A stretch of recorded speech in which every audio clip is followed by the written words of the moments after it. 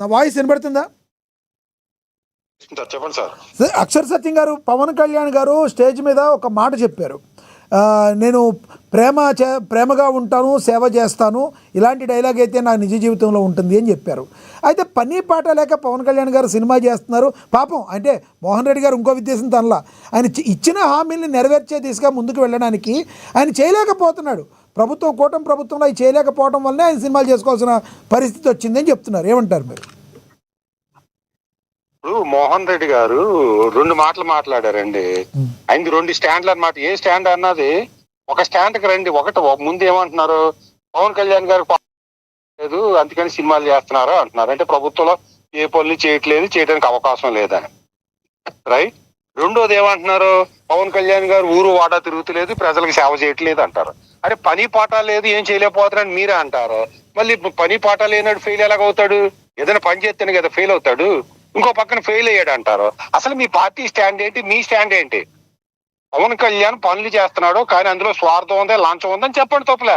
లేదా పవన్ కళ్యాణ్ పని పాట లేదు, ఖాళీగా ఉంటున్నాడని చెప్పండి. ఓ పక్కన పని పాట లేదంటారు, ఇంకో పక్కన పని చేయటం లేదు, పవన్ కళ్యాణ్ ఫెయిల్ అయ్యాడు అంటారు. రెండోది, పవన్ కళ్యాణ్ పని పాట లేకపోవడం వల్ల సినిమాలు తీస్తున్నాడు అంటున్నారు. మరి జగన్మోహన్ రెడ్డి గారు గత 5 సంవత్సరాలు కూడా పని పాట లేకనా తాడేపల్లి ప్యాలెస్ నుంచి బయటికి రాలేదు? పని పాట లేకుండా ఇప్పుడు సెక్రటేరియట్కి వెళ్ళకుండా అసెంబ్లీ ఉండి ఓన్లీ అసెంబ్లీకి వెళ్ళి తాడేపల్లి ప్యాలెస్ లో మీరు కూడా 2 మాటలు మాట్లాడుతున్నారు కదా. ఒకటి సార్, మీరు కూడా 2 మాటలు మాట్లాడుతున్నారు కదా సార్. ఎందుకంటే తాడేపల్లి కాదు సార్, ఒక్క మాట సార్. కాదు సార్, మీరు ఒక మాట వినండి దయచేసి. తాడేపల్లి నుంచి బయటికి రాలేదని మీరే అంటారు. ఎప్పుడైతే జగన్మోహన్ రెడ్డి గారు బయటకు వచ్చారో, పరదాల మాటను వచ్చారు, చెట్లు కొట్టేశారు మీరే అంటారు. జగన్మోహన్ రెడ్డి గారు బయటకు వస్తేనే కదా మరి చెట్లు కొట్టింది, పరదాల మాటను వచ్చింది. తాడేపల్లి నుంచి బయటికి రాలేదని ఎలా చెప్తారు మీరు? ఇప్పుడు సబ్జెక్ట్ డైవర్ట్ అవుతుంది. ఇప్పుడు పరదాలు కొట్టాల్సిన అవసరం ఏంటి? గాలిలో వెళ్తున్న ఇది జగన్మోహన్ రెడ్డి గారికి నేల మీద ఉన్న చెట్లు కొట్టాలి. ఎందుకు కొట్టాలి? అది శాడేజ్ వన్ అయ్యి ఉండాలి, లేదా తెలియని రహస్యం నిగూఢ రహస్యం ఏదైనా ఉంటూ ఉండాలి, లేదా ఇతను పర్యావరణానికి పెద్ద శత్రువు అయ్యి ఉండాలి. సరే సబ్జెక్ట్ డైవర్ట్ అవడం ఎందుకు? ఇవన్నీ పని పాట లేకపోవడం వల్ల పవన్ కళ్యాణ్ జగన్మోహన్ రెడ్డి గారు తాడేపల్లి ప్యాలెస్ లో ఉన్నారు. మరొక విషయం, ఇప్పుడు ఆయన సినిమాలు చేస్తున్నది. ఇప్పుడు జగన్మోహన్ రెడ్డి గారు ఉందండి, ముఖ్యమంత్రిగా ఉన్నప్పుడు కూడా తన పార్టీకి కనీసం రోజుకు ఒక 2 గంటలను పార్టీ మీద రివ్యూలు చేసి ఉంటాడు కదా. అలాగే తన వ్యాపారాలు ఉన్నాయి, 1,00,000 వ్యాపారాలు ఉన్నాయి. వ్యాపారాలు అందరికీ కూడా రోజుకు 1 గంట స్పెండ్ చేసి ఉంటాడు కదా. అంటే రోజుకు 3 గంటలు తన పార్టీ గురించి, తన వ్యాపారం గురించి స్పెండ్ చేసేవారు జగన్మోహన్ రెడ్డి గారు. పవన్ కళ్యాణ్ ఏం చేస్తున్నాడండి, సంవత్సరానికి ఒక సినిమా, అది కూడా 45 రోజులు.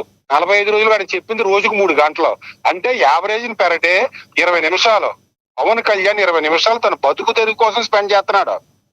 మీ జగన్మోహన్ రెడ్డి గారు రోజుకు 3 గంటలు స్పెండ్ చేసేవారు కదా పార్టీ గురించి. సార్, ఆరోపణలు చేసే ముందు పార్టీ స్టాండ్ స్పష్టంగా ఉండాలి. ఏదో గాలి మాటలు మాట్లాడేస్తున్నాం అంటే మీ ఇష్టం, మీ పార్టీ స్టాండ్. ఒకటి చెప్పండి సార్, పవన్ కళ్యాణ్ గారు ఏపీ అభివృద్ధి విషయంలో చిత్తశుద్ధిగా ఉన్నారని మీరు అనుకుంటున్నారా? నెక్స్ట్, నిన్న మాట్లాడుతూ ఆయన నేను సినిమాలు చేస్తాను, అదే సమయంలో ప్రజాసేవ చేస్తాను, జస్ట్ 3 గంటలు ఓవరాల్గా ఒక 5 గంటలు నేను సినిమా చేస్తున్నాను, అది కూడా ఒక 40 రోజులు కేటాయిస్తున్నానని చెప్పారు. ఎలా చూడాలంటారు? ఫ్యూచర్లో పవన్ కళ్యాణ్ గారు మరి ఏం చేయబోతారు? ఇదే విధంగా కొనసాగిస్తారా, లేదంటే కంప్లీట్గా ప్రజాసేవలో చేయడానికి బయటకు వచ్చేస్తారంటారా? చెప్పి మీరు కంక్లూడ్ చేయండి ప్లీజ్. సార్, ఇప్పుడు ఇక్కడ ఇచ్చి పడేసే గోత్రం ఇరగదీసే నక్షత్రం అనేది రాజకీయాలకు పనిచేస్తారు, రాజనీతికి పనిచేస్తారు సార్, రైట్. ప్రేమించే గోత్రం సేవ చేసే నక్షత్రం అనేది ధార్మిక సంస్థలకి, ధర్మాన్ని రక్షించడానికి, ఈ స్వచ్ఛంద సేవా సంస్థలకి వీటికి పనిచేస్తారు సార్, రైట్. రాజకీయాల్లో ఉంటే ఖచ్చితంగా ఇచ్చి పడేసే గోత్రం ఇరగదీసే నక్షత్రం ఉండాలి, ప్లస్ ప్రేమించే గోత్రం సేవ చేసే నక్షత్రమే ఉండాలి. పవన్ కళ్యాణ్ గారు నాకు ఇరగదీసే నక్షత్రం, ఇది ఇచ్చి పడేసే గోత్రం ఇరగదీసే నక్షత్రం పడదు, నేను ఓన్లీ ప్రేమించే గోత్రం సేవ చేసే నక్షత్రం తోటే ఉంటానంటే అతను రాజనీతిలో సక్సెస్ కాలేడు. ఇప్పుడు ఫర్ ఎగ్జాంపుల్ టీడీపీ ఉంది సార్, ఇప్పుడు వర్మ ఉంది, టీడీపీ పిఠాపురం వర్మ పవన్ కళ్యాణ్ గారిని తిడుతూనే ఉంటాడు ఎప్పుడుని, చిన్న ఫోటో పెద్ద ఫోటోనా దాన్ని ఇదని. మరి అటువంటి వ్యక్తి చంద్రబాబు నాయుడు గారు ఏం చేస్తున్నారు? సపోజ్ నేను 2-3 ఎకరాల తాళం అంతా కాకినాడలో ఇచ్చారు. అదే పవన్ కళ్యాణ్ గారు టీడీపీని తిట్టినా, టీడీపీ విమర్శన చేసినా పార్టీ నుంచి బయటికి సస్పెండ్ చేసేస్తున్నాడు. కనీసం పార్టీ ఆఫీస్కి 2 కిలోమీటర్ల దూరంలో రానిస్తలే. కానీ పిఠాపురం వర్మ గారి నోటికి మాత్రం తాళం వేయలేకపోతుంది టీడీపీ అధినాయకత్వం అంటారు మీరు. లేకపోవడం పక్కన ఎరగండి. తిట్టినోడికి అందరికి పదవులు ఇస్తున్నారు పక్క పార్టీల వాళ్ళు. పవన్ కళ్యాణ్ తిట్టిన వాళ్ళు అందరికి పదవులు ఇచ్చి నెత్తి మీద పెట్టుకుంటుంటే తిట్టిన వాళ్ళు పక్కన పెట్టేసి నేను సేవే చేస్తాను, నేను ఏది అందరిని నా శత్రువులను కూడా ప్రేమిస్తాను, నా శత్రువులు కూడా సేవ చేస్తాను, నా జీవితాలు త్యాగం చేస్తానంటే మీరు అలాగే ఉంటారు. ఒక ధార్మిక నాయకుడిగా ధర్మ పరిరక్షకుడిగానే ఉంటారు. మీరేంటి శత్రువును కూడా ప్రేమిస్తారంటే మరి జగన్మోహన్ రెడ్డి గారిని సైద్ధాంతికంగా శత్రువుగా ఉన్న రేపొద్దున జగన్మోహన్ రెడ్డి గారు ఆయన ప్రేమిస్తే పరిస్థితి ఏంటంటారు టీడీపీ? సార్ ప్రేమించకూడదని చెప్తున్నా, నేను ప్రేమించమంటలే. రాజకీయాల్లో రెండు ఉండాలి. రైట్, ఓకే సార్, మీ అభిప్రాయం అర్థమైంది. ఇప్పుడే మాట్లాడే అప్పుడే క్లోజ్ కాదు సార్, టెక్నికల్ ఇష్యూ వలన ఈ రోజు మిమ్మల్ని త్వరగా కంక్లూడ్ చేయమంటున్నాం, ప్లీజ్. ఇచ్చి పడేసే గోత్రం, ఇరగదీసే నక్షత్రం, అట్లాగే ప్రేమించే గోత్రం, సేవ చేసే నక్షత్రం ఉండాలి. పవన్ కళ్యాణ్ గారిలో అతను ప్రజల కోసమే పార్టీ నడుపుతున్నాడు, ప్రజల కోసమే అధికారం చేస్తున్నాడు అనేది అందరూ చూస్తున్నాం. అధికారులకు వచ్చిన తర్వాత ఏ రోజు కూడా తన పార్టీ గురించి కానీ, తన కుటుంబం గురించి కానీ, తన మిత్రుల గురించి కానీ, తన అన్నగారి గురించి కానీ, తన పార్టీ కార్యకర్తల గురించి ఆలోచించకుండా కేవలం ప్రజలు కూటమనే ధర్మంతో వెళ్తున్నాడు. దాన్ని ప్రజలందరూ కూడా అప్రిషియేట్ చేస్తున్నారు. అయితే అది ఒక్కటే సరిపోదు అన్న తను గెలవటానికి. అతను గెలిచి సీఎం అవ్వాలంటే రేపు పొద్దున 10 మంది ఓట్లు వేసే వాళ్ళు ఉండాలి. ఓట్లు వేసేయాలంటే పార్టీని నిలబెట్టాలంటే మళ్ళీ ఇచ్చి పడేసే గోత్రం, ఇరగదీసే నక్షత్రం ఉండాలి. Okay, right. చెప్తున్నా, పార్టీ నిలబెట్టే విధంగా కూడా పార్టీ నిలబెట్టాలి.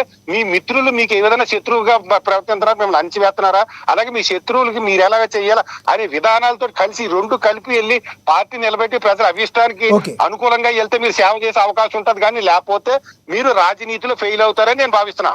ఓకే సార్, మీ అభిప్రాయాన్ని తెలియజేసినందుకు ధన్యవాదాలు అండి అక్షర్ సత్యం గారు. ఎస్, రైట్, అక్షర్ సత్యం గారి అభిప్రాయం అయితే మనం తెలుసుకున్నాం. ఇప్పుడు మనతోటి టీడీపీ అధికార ప్రతినిధి విజయశేఖర్ రెడ్డి గారు ఉన్నారు, ఆయనతో మాట్లాడదాం. విజయశేఖర్ రెడ్డి గారు నమస్తే అండి. విజయశేఖర్ రెడ్డి గారు, జరుగుతున్న డిబేట్ మీరు అబ్జర్వ్ చేసి ఉంటారు. ఏం చెప్తారు మీరు? రానున్న రోజుల్లో డిప్యూటీ